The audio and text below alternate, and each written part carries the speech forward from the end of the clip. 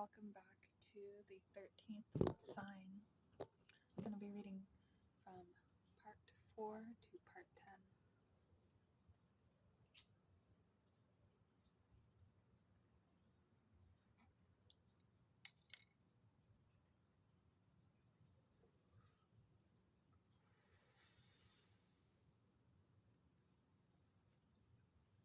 Chapter 4. The Keepers of the Simplified Sky. The chambers beneath the temple of Amun were not dungeons. They were too clean, too orderly for that. The walls were smooth, whitewashed, limestone, the air cool and still, smelling of dried herbs and silence. There was a cot, a small table, a jug of water. A single oil lamp cast a feeble, dancing light that seemed to make the shadows cling tighter to the corners. It was a room designed not for punishment, but for erasure. Kamza sat on the edge of the cot, the high priest's final words echoing in the stillness. The truth is what preserves. The door opened without a sound. The high priest entered alone, carrying a second lamp. He placed it on the table, doubling the light, yet somehow deepening the gloom.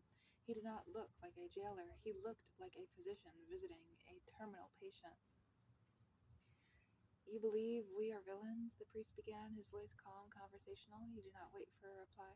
"You believe we are small men, clinging to power by hiding a great truth. You see a vast conspiracy." Kamzes remained silent, his jaw clenched. The priest sighed, a sound of genuine, weary sorrow. "The conspiracy is not to hide the truth, Kamzas. The conspiracy is to manage it, to keep it from devouring you, from devouring everyone." He sat on the stool opposite Kamzas. "The poem you found, it was not wrong. The sky is vaster, older, and more terrifying than the seven. The 13th sign zodiac is the real one. The forces it represents are real, and they are utterly indifferent to the ant struggling in the dust, named Kamzas." He leaned forward, the lamplight carving hollows in his face. "Do you know what happened during the last awakening of the Red Star? The one the Sumerians called Nergal and the poem calls Apep? Empires that made ours look like mud huts were scoured from the earth in a generation.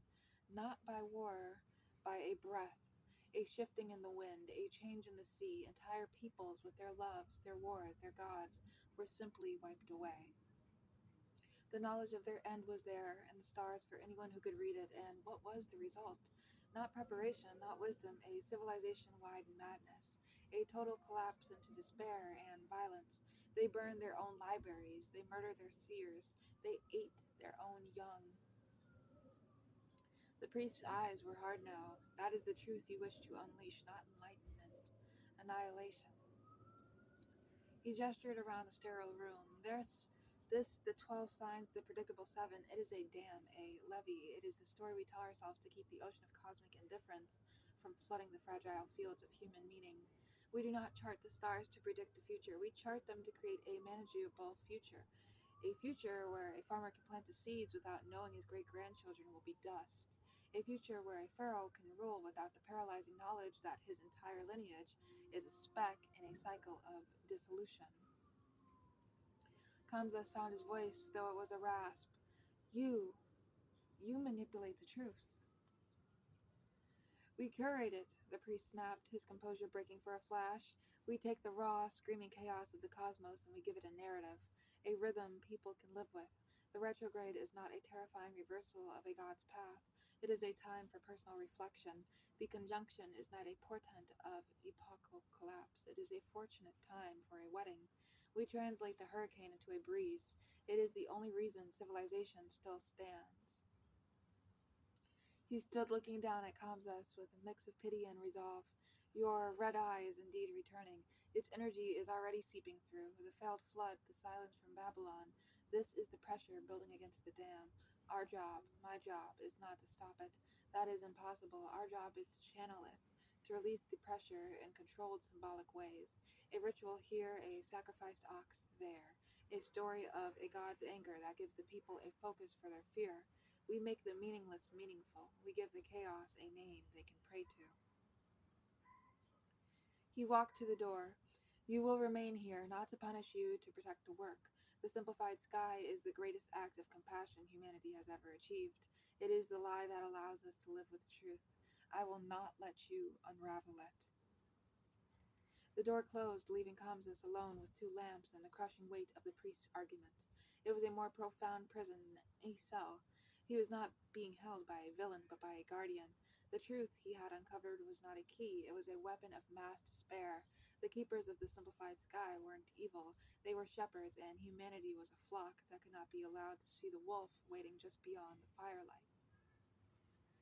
He looked at the lamplight, at the way two flames could cast overlapping, confusing shadows.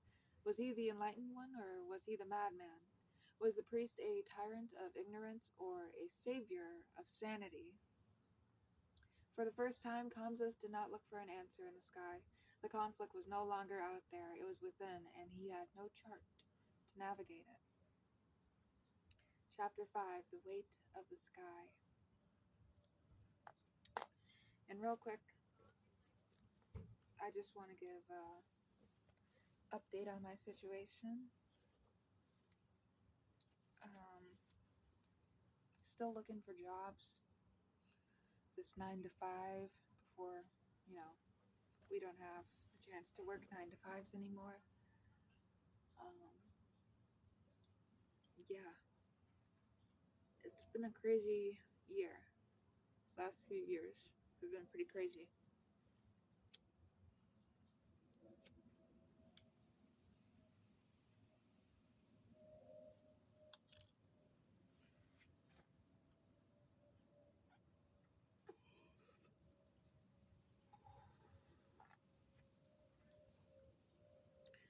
Time becomes a flat, featureless plane in the white room.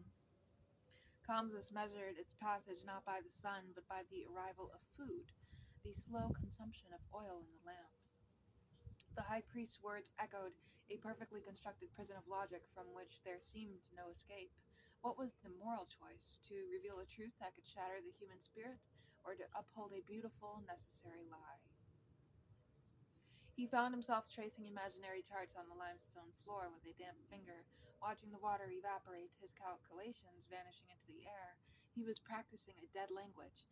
The priest was right. What use was a truth that destroyed the one hearing it? Then the dreams began. They were not dreams of stars, but of substance. He dreamt of the iron in his blood feeling heavy, like molten lead, pulling him down through the cot, through the temple foundations, into the hot mantle of the earth. He dreamt of the copper bands on the temple doors, humming with a painful, high-pitched frequency that vibrated in his teeth. He dreamt of the Nile not as water, but as a sluggish, mercury-like flow devoid of life, reflecting a sky with too many sharp, cold lights. He awoke from one such dream gasping, his skin slick with sweat. The room was dark, the lamps extinguished, but he was not in blackness. A faint, deep crimson light bled through the single high ventilation slit in the wall. Nurgle. It was impossible. The slit faced north, away from the scorpion's current position. This was not reflected starlight. This was a pervasive glow, as if the very air was saturated with a bloody hue. And then the sound began, a low cellular moan. It was not in the air, it was in the stone, it was in his bones. It was the sound of a pressure wave, of a force so immense it strained the fabric of reality itself. The keeper's dam was not just leaking, it was groaning under the strain. The door to his chamber opened. The high priest stood there, but the composed guardian was gone. His face was ashen, his eyes wide with a fear he could no longer conceal. In one hand he held a bronze ritual dagger, in the other he held the remains of Kamsus's charts, the ones burned to ash. It is too strong, the priest whispered, his voice cracking. The channels, the rituals, they are not enough. The people are feeling it, not knowing but feeling. He stepped inside. He stepped into the room, the red light painting a bloody stripe across his face. The cattle are breaking their pens. The river flows backward in eddies. A child in the market today described the same dream you had, the dream of the heavy blood. He looked at the ash in his hand, then at Kamsus, a desperate, terrible understanding dawning in his eyes. The simplification, it made us fragile. We traded resilience for comfort. We buried the knowledge of how to navigate the true storm, and now that it is here, we have no ship, only a painted boat on a painted ocean. The entire temple shuddered. A fine dust sifted from the ceiling. The cellular moan deepened in pitch. The priest dropped the dagger. It clattered on the stone floor. The truth cannot be managed, he said, his voice hollow with defeat. It can only be endured or understood. He looked at Kamzas not as a master to a prisoner, but as a lost man to a navigator. You see the true sky. What does it want? The question hung in the crimson air. Kamzas stood, his body aching, his mind suddenly terribly clear. The philosophical debate was over. This was no longer about truth or lies. It was about adaptation, survival. It doesn't want anything, Kamsa said, his voice stronger than he felt. That is the first thing you must accept. It is a force, like the flood. You do not ask the flood what it wants. You learn its rhythms. You build your village on higher ground. You respect its power. He stepped toward the priest, the red light making his shadow long and monstrous. You try to build a dam against the ocean. We must learn to sail on it. Another shudder, stronger this time. A crack appeared in the whitewashed wall. The knowledge you suppressed, the full zodiac, the outer planets, it wasn't a prediction of doom, it was a map of the ocean's currents. You read the poem of Apep as a death sentence, but dissolution is only one phase. It is followed by rebirth. Ophiuchus is not a monster, it is the healer who integrates the lesson of the death. You feared the truth because you only read half of the story. The priest sank to his knees, the facade of the keeper finally shattered. The groaning of the world was the sound of his life's work collapsing. Kamzas left him there, stepping out of the chamber into the temple corridor. The holy place was in chaos. Priests ran, some praying, some screaming. The sacred objects on the altars rattled and trembled. Through the open columns of the courtyard, the sky was a wrong, terrifying shade of burgundy. He walked out into the night. The people of Thebes were in the streets, not rioting, but staring upward, their faces etched with a primal, wordless terror. They didn't know why they were afraid, they just were. The simplified sky was falling, and the raw, unfiltered cosmos was pouring in. Kamzas looked up at the bleeding sky, at the angry red eye of Nergal. The weight of it, the immense, indifferent pressure, threatened to crush him, but within that weight was something else, a terrifying freedom. The lie was over. He was not a seer, he was not a prisoner. He was the first human being in 1,000 generations looking at the true, undistorted night. He was afraid, but he was not blind. The work was not to preserve the simple lie. The work was to teach humanity to see in the dark. Chapter 6. The First Lesson in the Dark. The world had not ended, it had tilted. The deep crimson glow subsided with the dawn, but it left a stain on the mind. The citizens of Thebes moved through the day like sleepwalkers, their eyes darting nervously to a sky that now seemed less a familiar ceiling and more an open abyss. The air itself felt different, thicker, charged with an energy that was neither good nor evil, but simply more. Kamsa stood at the base of the great steps leading to the temple of Amun.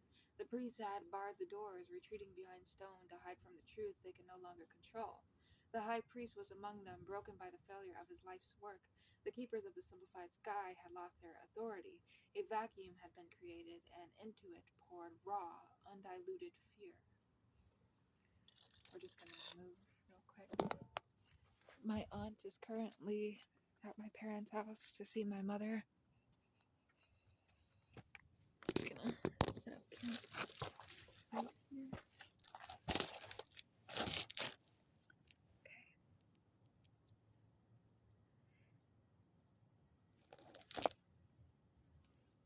He saw it in the market. A potter stared at his hands, unable to form the clay, whispering that the earth itself felt alien. A mother clutched her child, rocking back and forth, certain some invisible poison was in the air. This was the consequence the priest had feared, not destruction, but disintegration, the loss of meaning. A group of men, their faces hardened by panic, gathered near a well. Kamzas heard their plan forming in sharp, desperate tones. They would find a scapegoat, a foreign traitor, an unpopular priest, someone to blame for the feeling of wrongness that infected the world. Fear sought a focus, a name for the nameless dread. This was the moment, the first test. Kamzas did not move to stop them. Instead, he walked to the center of the courtyard where the noonday sun beat down upon the dust. He carried no scroll, no instrument. He simply sat cross-legged and placed his palms upon the earth. He closed his eyes not to block out the world, but to feel it. He felt the vibration he now understood was always there, the cellular moan, the hum of the spinning world, the distant gravitational puff of the moon, and the new, insistent tug of the red star. It was not a scream of doom, it was a frequency, a terribly loud, terribly powerful one. He began to breathe slowly, deeply, matching the rhythm of his breath to the low thrum he felt in the ground. In, out, in, out. A simple biological anchor in the psychic storm. The mob noticed him. The seer, one shouted. He reads the sky. He must know the cause of this. They surged toward him, a wave of anger seeking direction. They surrounded him, their shadows falling over him. What is happening? Their leader demanded, a burly carpenter named Gibu. What curse is upon us? Kamzas opened his eyes. He did not look at the man's face, but at his hands. Callous, strong, capable hands. There is no curse, Gibu, he said, his voice calm, carrying over the anxious murmurs. The potter's clay did not change. The feeling in the earth did. Your hands are the same. The feeling in your blood is different. The crowd fell silent, confused by his response. You feel a weight, Kamzas continued, his voice low, forcing them to listen carefully. A humming in your teeth, a sense that the world is wrong. Nods, muttered agreements. This is not a curse, it is a tide. You have lived your entire life in a sheltered bay, knowing only calm water. Now, for the first time, you feel the true pull of the ocean. He looked up at the sky, then back at them. The sky has more voices than we were told. One of them is speaking now. It is a deep voice, a slow voice. It is not speaking to you, but you can hear it. He saw the anger in their eyes begin to be replaced by confusion, then by a dawning, terrifying curiosity. What? What does it say? A woman asked, her voice trembling. It does not use words, Kamsa said. It says change. Not a small change, a great one, the kind that takes 100 years. 100 years. We are only feeling the very beginning of its sentence. Gibu the carpenter frowned. How do we stop it? You do not stop the tide, Kamsa said. You learn to swim in it. You learn to build boats for it. You feel the weight in your blood. That is the iron in you. Feeling the pull of the iron in the stars. It is not an enemy. It is a connection you never knew you had. It is frightening. It is frightening because it is vast and we are so small. He placed his hand back on the earth. The feeling will come in waves. It will be strongest at night. When you feel it, do not panic. Do not look for someone to blame. Sit, put your hand on the stone, on the earth. Feel the vibration. Breathe with it. You cannot fight it, but you can learn its rhythm. You can remember that you are a part of it, not separate from it. It was not a grand prophecy. It was not a magical solution. It was a simple physiological instruction, an anchor. He saw the change in their faces. The need for a villain receded, replaced by the primal challenge of adapting to a new environment. The unknown was still terrifying, but it was no longer malicious. Kamzas rose. He was exhausted. The effort of holding his own consciousness steady in the face of the cosmic pressure was immense. He had given them the first lesson, how not to drown. The real work? Learning to sail, to map the new currents, to understand the full, terrifying 13 sign zodiac and the outer gods. That was for later. For now, stability was enough. As he walked away, he saw Gibu, the carpenter, slowly sit down, place his own calloused hands on the hot earth, and close his eyes, trying to feel the rhythm of the tide. The keepers had offered a beautiful lie. Kamzas could only offer a difficult truth, but in the face of the actual unfolding cosmos, a difficult truth was the only thing solid enough to hold on to. The simplified sky was gone. The real work had begun.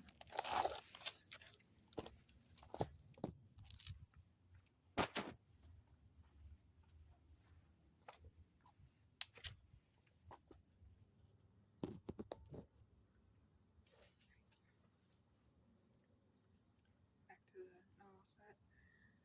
My aunt's inside dyeing my mom's hair right now.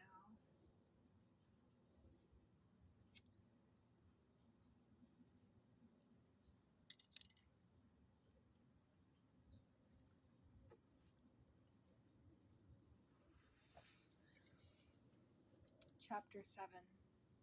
The ink of the real. The courtyard became his classroom.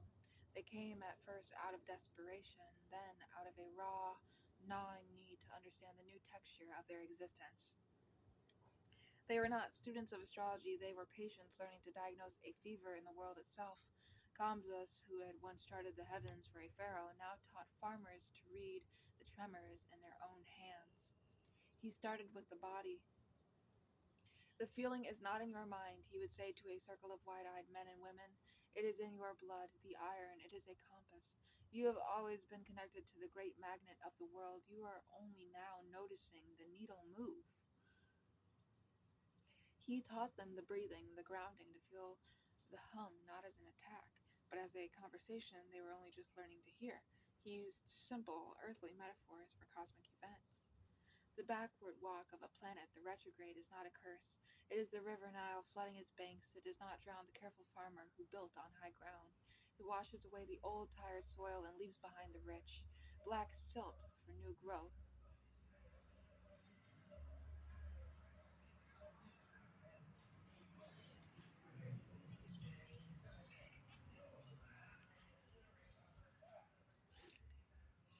It is a time to review what you have built, to repair, not to begin anew.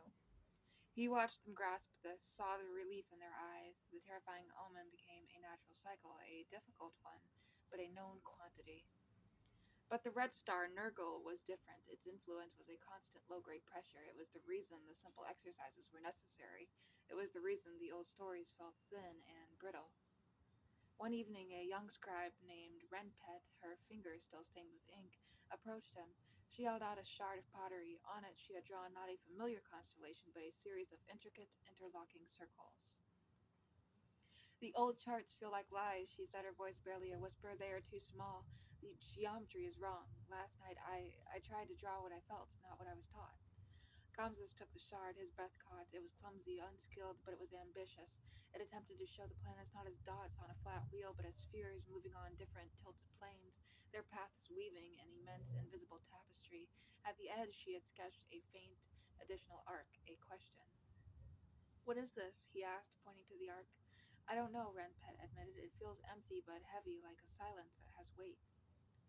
Kamses felt a thrill of terror and excitement. She was intuiting the presence of another outer god, another slow, massive force beyond the known seven. The keepers had buried this knowledge so deep they thought it extinct, but it was rising not from scrolls, but from the human spirit itself, straining against its limits. This was how it would happen, not through a revelation from on high, but through a collective remembering, a rediscovery. He looked at Renpet's eager, frightened face. He could not give her answers. He had none, but he could give her permission. The old charts are a child's drawing of the ocean, he said, handing back the pottery shard. You are trying to draw the current. Trust the feeling. The weight of the silence is your compass. Draw that. He began to encourage them all to become cartographers of the new reality. A potter began forming clay models of the solar system based on the pull he felt in his wrists. A musician composed a haunting, dissonant melody she said was the sound of the red star. Their art was clumsy, imperfect, and breathtakingly honest. It was the first draft of a new human language for a newly discovered cosmos. Combs collected these fragments, the drawings, the songs, the descriptions of dreams and sensations. He did not correct them, he compiled them. He was no longer the teacher, but the scribe for a civilization waking from a long, comfortable dream. One night, Gibu, the carpenter, brought him a piece of wood. He had carved it into a strange, beautiful shape, a figure holding a serpent standing between the carved symbols of a scorpion and an archer. I dream of this, Gibu said, his voice rough with confusion. It feels important, like a door or a key. Apiochus, the serpent bearer, the integrated self, the knowledge the keepers had tried hardest to erase, was now emerging from the dreams of a man who worked with his hands. Cobus placed the carving on the ground in the center of the gathering. He did not explain its ancient name or meaning. He simply said, This feels true to many of us, therefore it has power. Let it be a reminder that the map is not just out there. He pointed to the sky, then he pointed to Gibu's head and his own heart. It is also in here. The sky above and the sky within are the same sky. We are not reading it, an external script. We are remembering a song we forgot we knew how to sing. The work was no longer about prediction, it was about correlation, about finding the patterns between the internal feeling and the external movement. They were building a new science, not from dogma, but from felt experience. The real astrology, Combs realized, was not fortune telling, it was the study of the resonant relationship between a living, conscious being in a conscious living universe. It was a dialogue. The simplified sky had been a monologue dictated by the keepers. This was messier, it was frightening, it was alive. Looking at the fearful, determined, beautiful faces around him, lit by the flickering torchlight under the vast and unknowable night, Kamsus understood the true purpose of the coming age. It was not an ending. It was a coming of age. Humanity was being asked to put away the childish stories and finally learn to speak with the universe, one stuttering, heartfelt, terrifying word at a time. The ink for this new map would be their own lived experience, and for the first time it would be drawn to scale. Chapter 8. The Resonance. The movement could not be contained to a courtyard. It was a quiet virus of truth, spreading through the city not by proclamation but by shared sensation.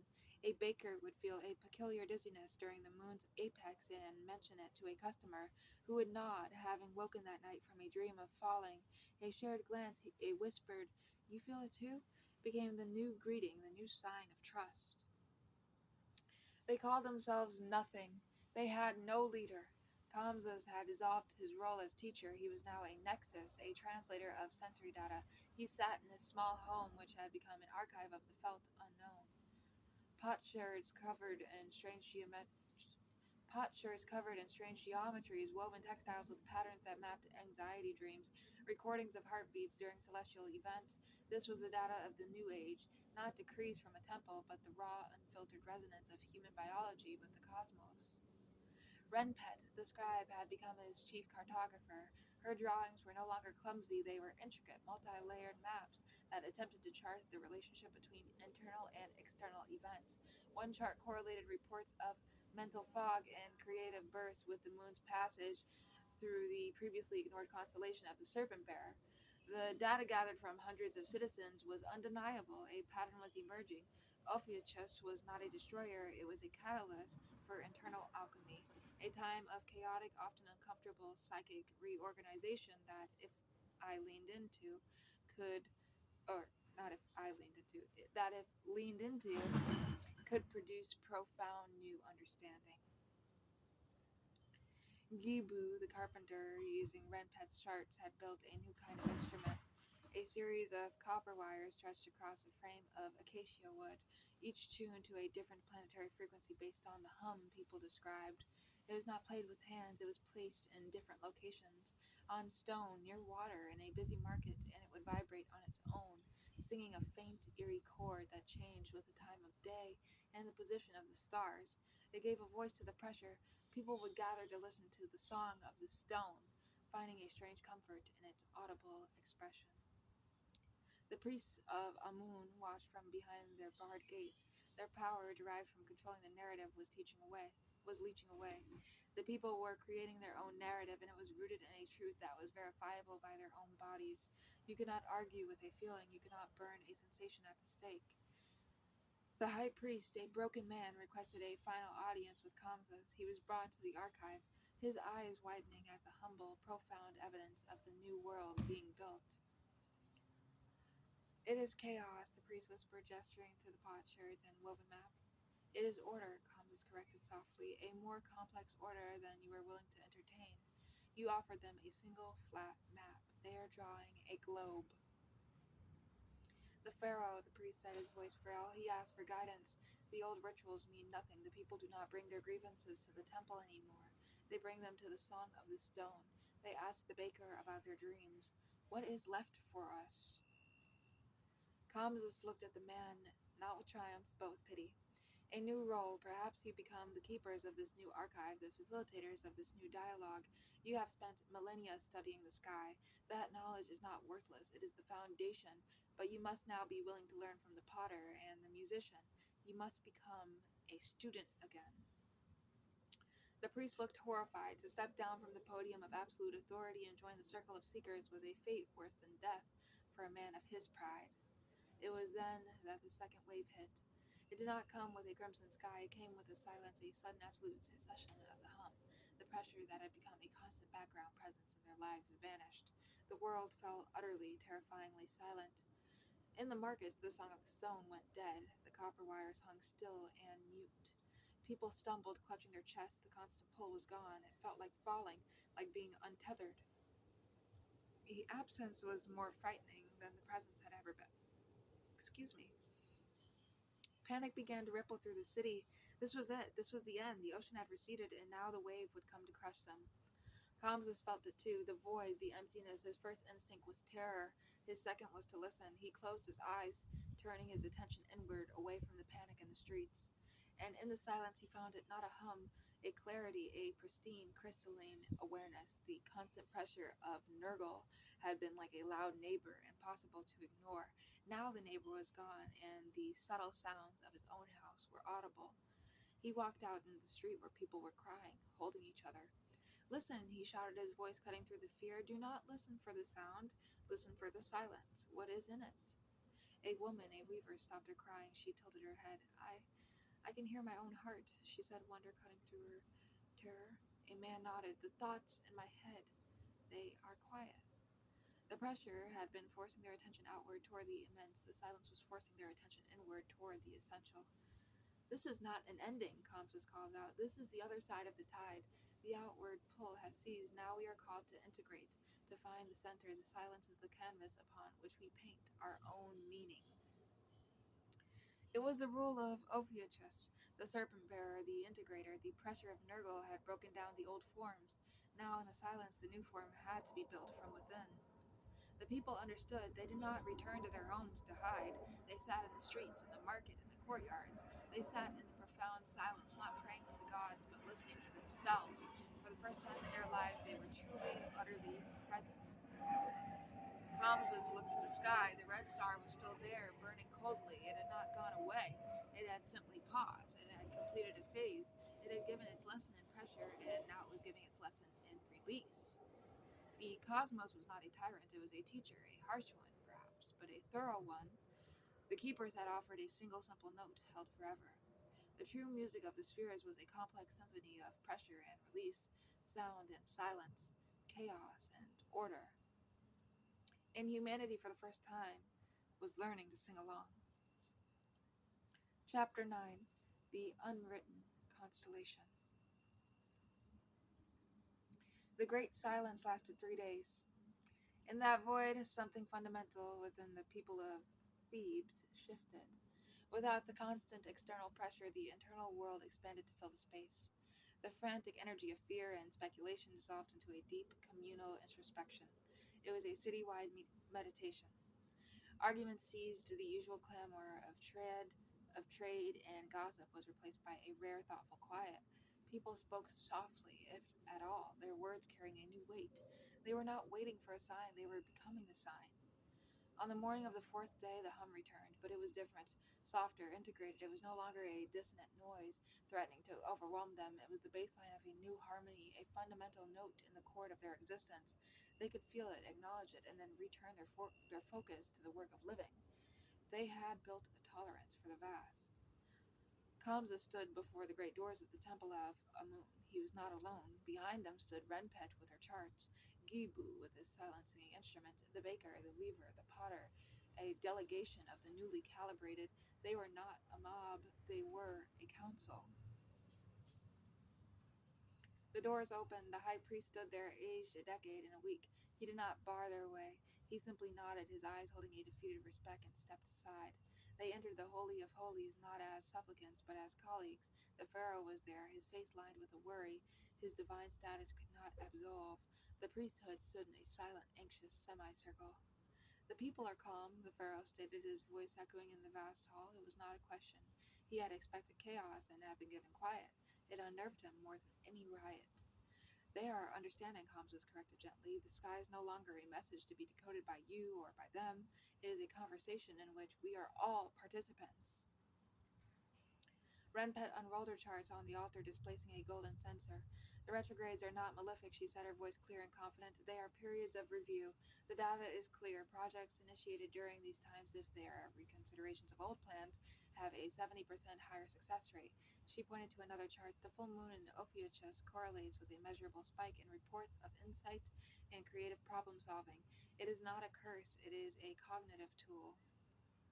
Gibu placed his wooden instrument on the floor. The song of the stone is not magic, he said. It is a needle. It measures a real thing. We can use it to know when to build, when to rest, when to turn inward. One by one, the others spoke. The baker spoke of dreaming new recipes during planetary alignments he'd once feared.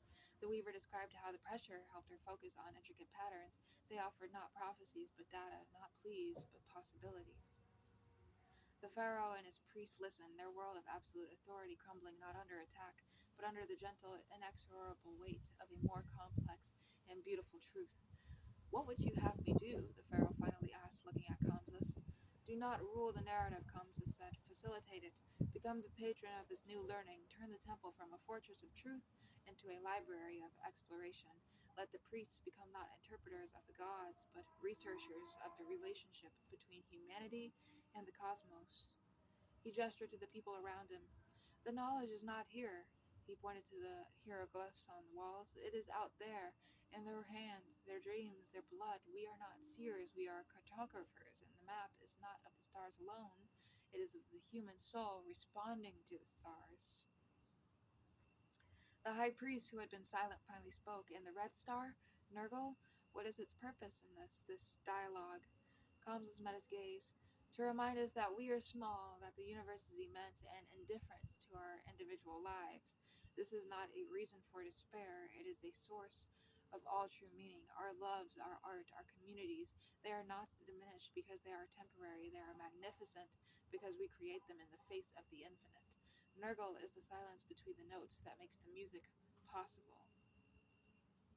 A profound silence filled the temple. The old paradigm had no answer for this. The pharaoh stood. He walked down from his dais, past his priests, and stood before Gibu's simple wooden instrument. He reached out and gently plucked one of the copper wires. It vibrated, emitting a pure, soft note that hung in the air. Let it be done, he said, his voice quiet. The temple is yours to use, learn, chart, understand. He looked at Kamses.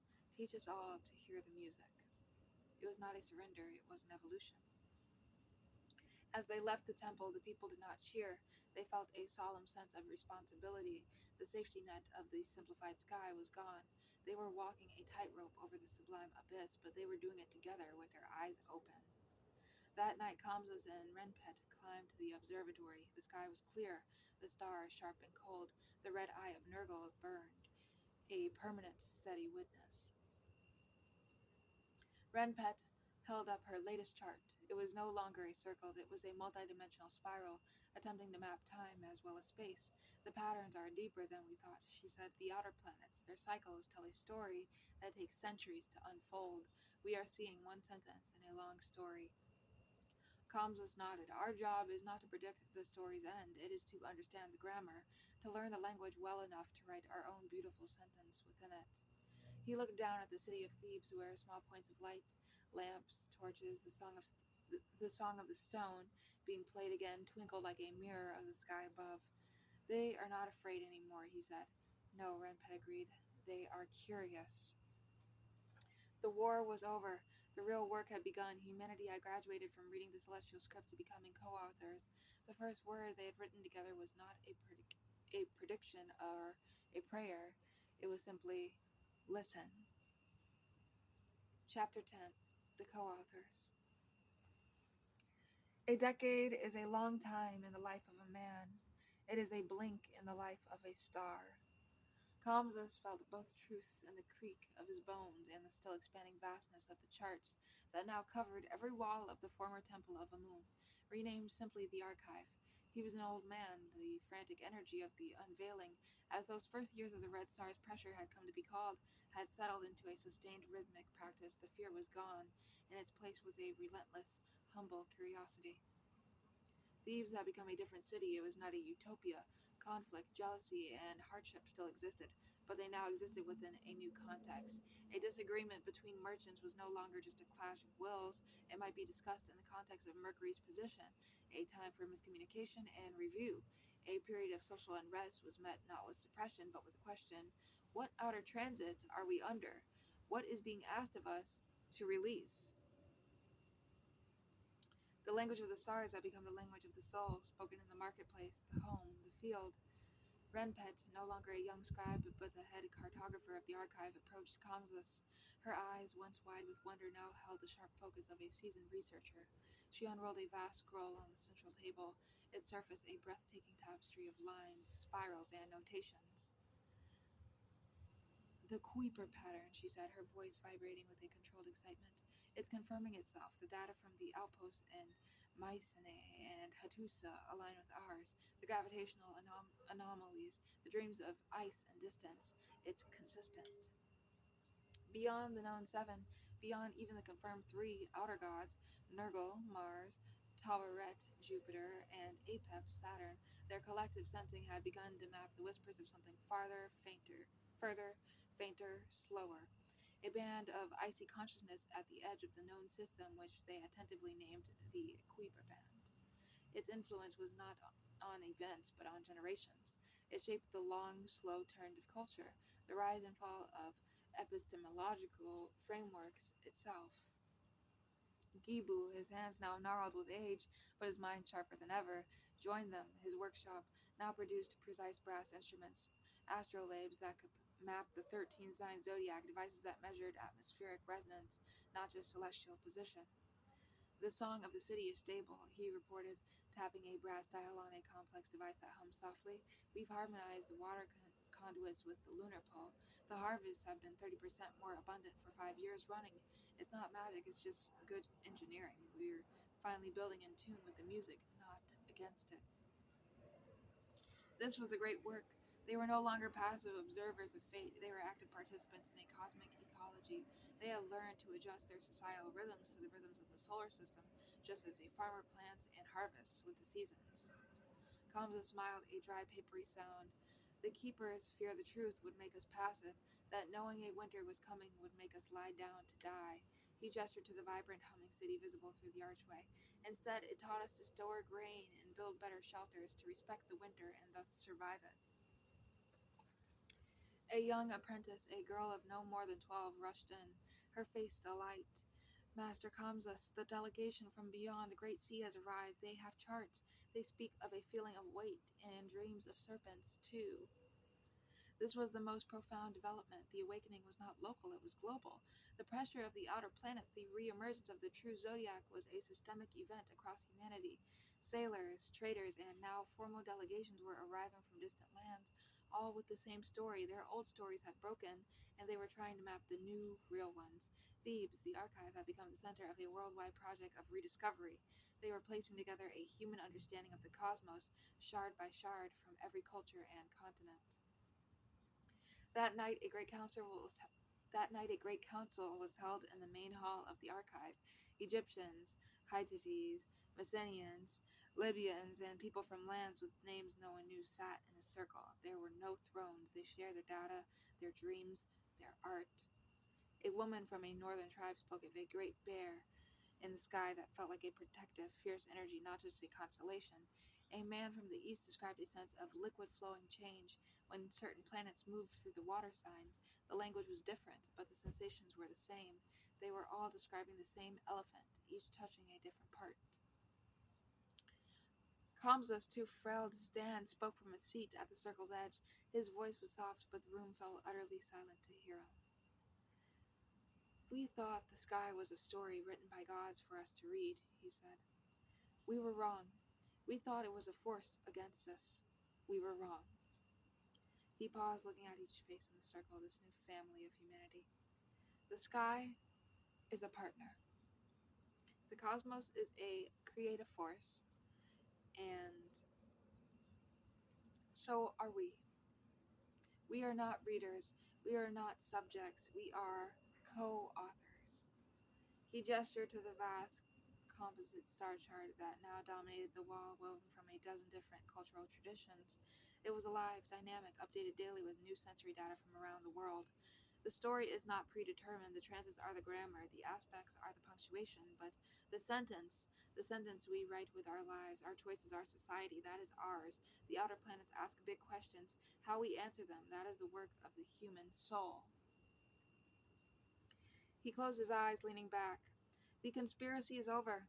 The truth is known, and the truth is that we are free, terribly, beautifully free. The stars are not our masters. They are our chorus, and the song is whatever we choose to sing. In the silence that followed, no one prayed. No one looked for an omen. They simply sat together in the shared awesome responsibility of their freedom under the watchful eye of the ancient stars. Humanity, for the first time, was truly growing up. Humanity, for the first time, was truly growing up. The book was open. The pen was in their hand. Thank you for watching.